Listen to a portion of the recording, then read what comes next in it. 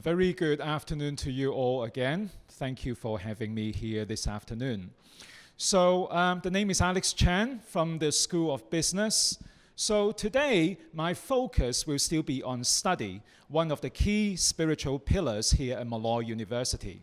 But I will be looking at it from a slightly different angle.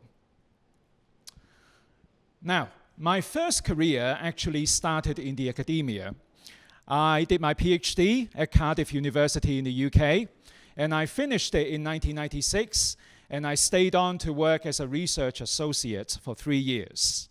However, in 1999, I made a major career shift. I moved into the industry. I wish there had been nobler reasons, but the reason was very simple because the pay was much better. We are talking about 80% better, right? So once I got into marketing and sales, the first lesson I learned was that it's very important, for you to think about the value proposition to your customers. It doesn't really matter what services or what products you're selling. If you're selling a power drill, you should not talk about your power drill at all.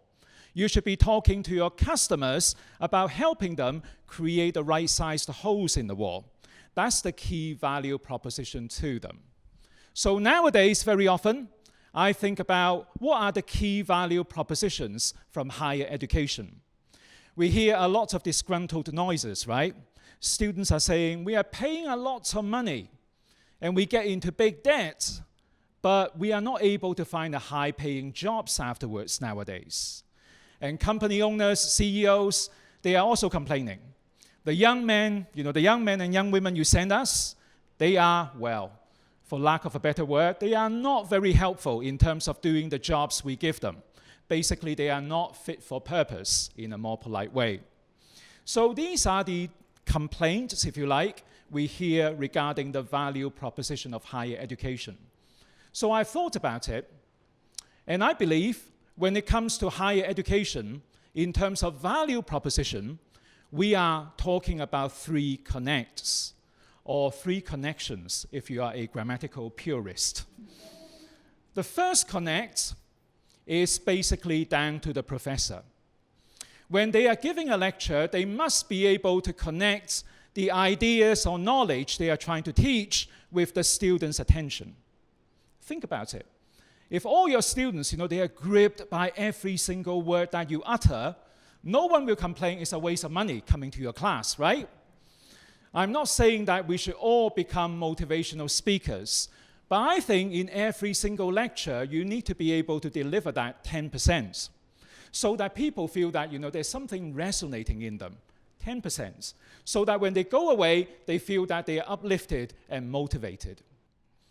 In ancient Greece, people call it the art of rhetoric. Nowadays, we call it the art of storytelling. A lot of the professors, they are really good in their subjects, but in this particular area, I think further work is needed. With AI and so on, we can get a lot of ideas, different ways to engage our students. But fundamentally, the fundamental thing we need to understand is before we go into a lecture, we need to think about the audience. Who are they? What story we can tell them so that we can engage with them and make them tick? And Jesus, he was a master in this area. He was very good at using parables to engage with people so that, people could have a better understanding of God and the kingdom of heaven. So that's the first connect. The second connection, well, say I gave a very successful lecture, and one of the students, goes away to meet up her friends in a coffee shop. And she tells her friends, well, I went to a lecture given by this guy, Alex Chan. He was really funny. I heard a joke, and I was laughing my socks off. His friends would say, well, pray, repeat it to us so that we can share in the humor. And the girl will be scratching her head. For the life of me, I just don't remember. I remember it was very funny when I heard it. You see, I was able to connect with the girl's attention when I delivered the lecture. However, there is no connection between the knowledge and her own intellectual framework. I think, if that fails, basically, people will enjoy the entertainment at the time, but they won't be able to repeat the information that they hear. But think about it, if they were able to repeat the information, all the things you've been teaching them, they will do really well, right? They will be able to talk their way into any job that is on offer. We are not sure whether they will do a good job or not, but when they turn up at an interview, they will be able to answer the questions, really well. And that will also be a success for higher education. But again, it's an area in which it's a little bit lacking.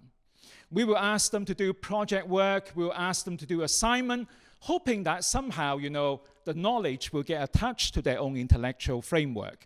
But it doesn't always work. In my classes, I will try this every now and then. I will teach them something, very basic. Having got the preliminary understanding, then I will show them a really bad video. Someone trying to teach the same thing. If you go to YouTube, it's basically a gold mine of materials, from people who are really having fun humiliating themselves. But it's a good thing, because having learned about the basics, when they see a really, really messed up job, they will say, they are not doing it right. I could do a better job. Then you can invite them. Okay, if you were to do it, how would you to do it? You see, we are leveraging this negative energy in every single one of us. We really like criticizing other people, right? But we can harness it. We can harness it for learning. When you see someone not doing a very good job presenting something, it's a learning opportunity for every single one of us. So we need to cultivate that in our students as well. So that's the second connect. And the third connect, we are all familiar with the story of David, right?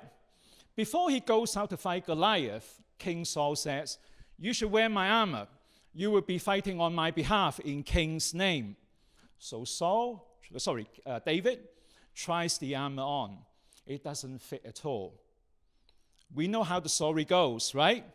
So he has to go to the river, pick up 3 pebbles, and then does the job in his own way. So the third connect, we are talking about our students being able to connect their knowledge with the work that they have to do. Now, that's very good, we hear. Are we talking about lifelong learning? It's basically a slogan for selling our postgraduate courses, right? Lifelong learning. Even though you've done your first degree, you are working, you need to sign up for MBAs and so on and so forth. Coming from marketing and sales, I've got no problem with that. But I think deep down we know that's not what we are talking about. Life learning to me, yes, is connecting our knowledge with what we are doing. But what we are talking about is basically learning how to teach ourselves.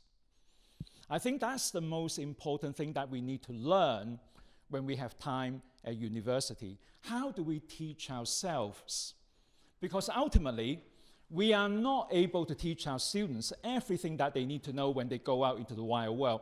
Things are changing so quickly, especially with AI and so on. So ultimately, they've got to keep learning. They've got to keep thinking, given the current challenge, given the current situation, how do I educate myself so that I will be able to do the job in front of me and excel in it? So to me, that's what it means by the third connection. Through all these connections, ultimately, the value proposition we are offering our students is for them to get to know themselves. Given their stage, given their backdrop, given their role in the play of life, only through examination and study of themselves, what they believe in, then they will be able to know themselves. Thank you very much for your time today. Thank you.